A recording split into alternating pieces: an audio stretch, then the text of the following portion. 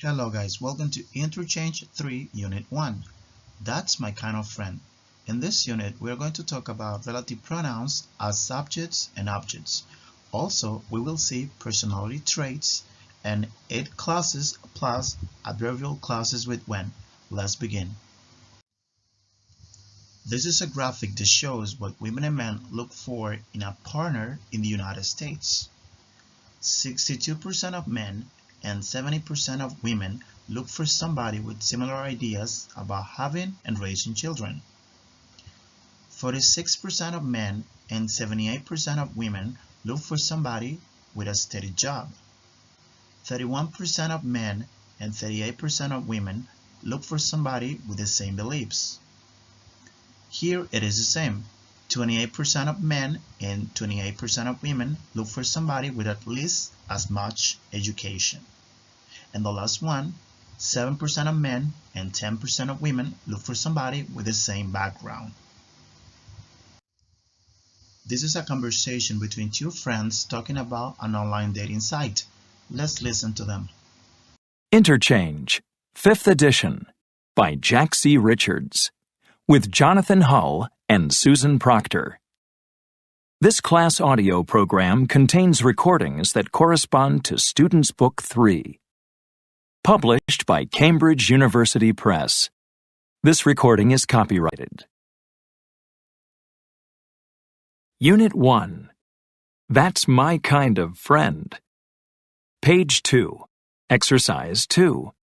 Conversation. What are you looking for? Part A.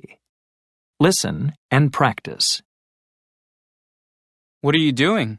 I'm setting up my profile for this online dating site. I have to describe the kind of person I'm looking for. I see. And what are you looking for? I like people who aren't too serious and who have a good sense of humor. You know, someone I can have fun with. Okay. What else? Well, I'd like someone I have something in common with, who I can talk to easily. I think I know just the girl for you. My cousin Lisa. She's a lot of fun, and she loves sports, just like you. Well, why not? I'll give it a try. Okay. I'll invite her over for dinner, and you can tell me what you think. Relative pronouns as subjects and objects. If the relative pronoun who or that is followed by a verb, the relative pronoun who or that is a subject pronoun. If the relative pronoun who or that is followed by a noun or a subject pronoun, the relative pronoun who or that is an object pronoun. For example, I want to meet somebody who is sensible and honest, or I want to meet somebody that is sensible and honest. I don't want to work with people that I can trust. I don't want to work with people who I can trust. Notice here that who and that are followed by a verb. So in this case, who or that are subject pronouns because they are followed by a verb. Here, who and that are followed by a subject, in this case I. So here, who and that are object pronouns because they are optional. They are not necessary because we have a subject here, I. Here, we don't. In this case, they are mandatory. They are necessary because they are subject pronouns here.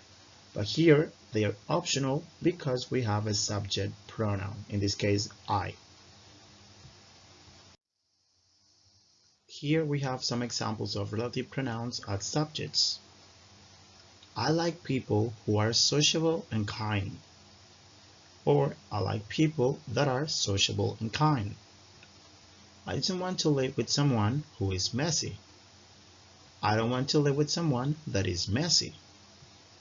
I want to meet people who like the same things I like. I want to meet people that like the same things I like. I have some friends who don't like to go out much. Or I have some friends that don't like to go out much. If you notice here, when the relative pronoun who or that is followed by a verb, it is necessary because it is a subject. Notice who, that, and then we have a verb. Who and that, a verb. Who and that, a verb, and who and that, a verb. So when who and that are followed by a verb, they are necessary and they are subject pronouns. Here we have some examples of relative pronouns as objects.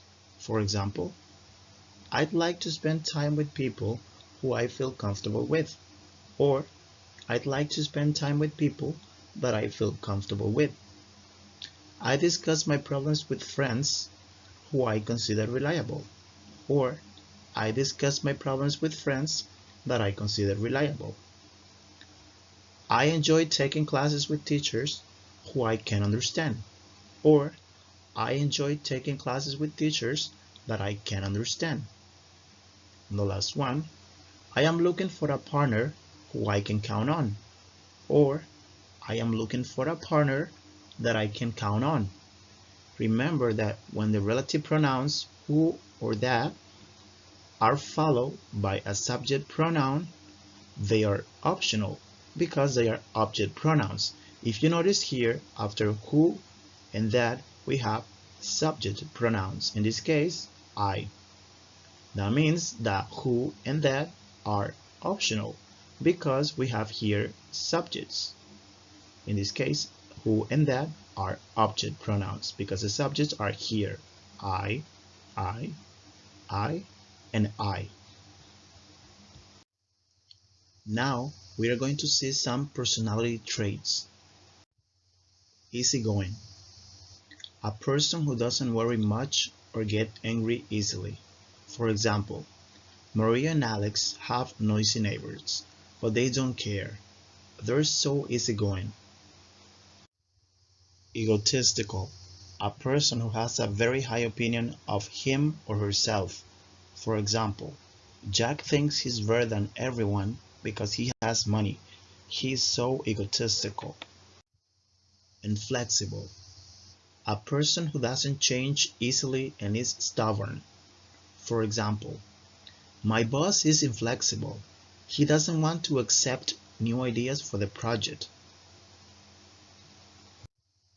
Modest. Someone who doesn't brag about his or her accomplishments. For example, Sarah is a successful actress, but she's very modest. She shares with everyone. Outgoing. A person who is sociable and enjoys being with other people.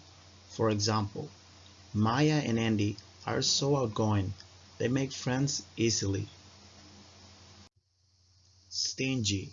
A person who doesn't like giving or spending money.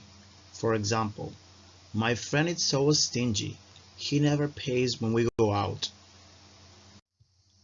Supportive. A person who is helpful and gives others motivation. For example, my mother is very supportive. She's always there when I need her. Temperamental. A person whose mood often changes very suddenly. For example, I don't like friends who are temperamental. You never know how they'll be feeling. Unreliable. A person who doesn't do what he or she promised. For example, many politicians are unreliable. They promise many things before the elections. It clauses plus adverbial clauses with when. We can use it clauses plus adverbial clauses with when to talk about situations and how they make us feel. For example, it makes me happy when people give me presents. I hate it when people talk loudly during a movie. In this case, we have the situations and the way they make us feel. It clauses plus adverbial clauses with when. We use them to express how we feel when some situations happen. For example, I like it when people compliment my appearance. I like it when people say nice things about my appearance. This is positive. Second one, I don't mind it when a friend visits me without calling me first. In this case, I don't mind it, I don't care. I don't have any problem with this. It's okay. And the last one, I can't stand it when people call me late at night. In this case, this is negative. It's something that you hate, you don't like. Also, we can use these expressions. It makes me happy when someone invites me to the movies. It doesn't bother me when someone corrects my English. It upsets me when people use my things without permission. It makes me happy, it's positive. It doesn't bother me, it's okay. It's neutral. You don't care, you don't mind. And it upsets me, it's negative. You don't like it. It's similar to I can't stand it. Well guys, that was everything for today. Thanks for watching. Don't forget to like, comment, and subscribe. See you next time.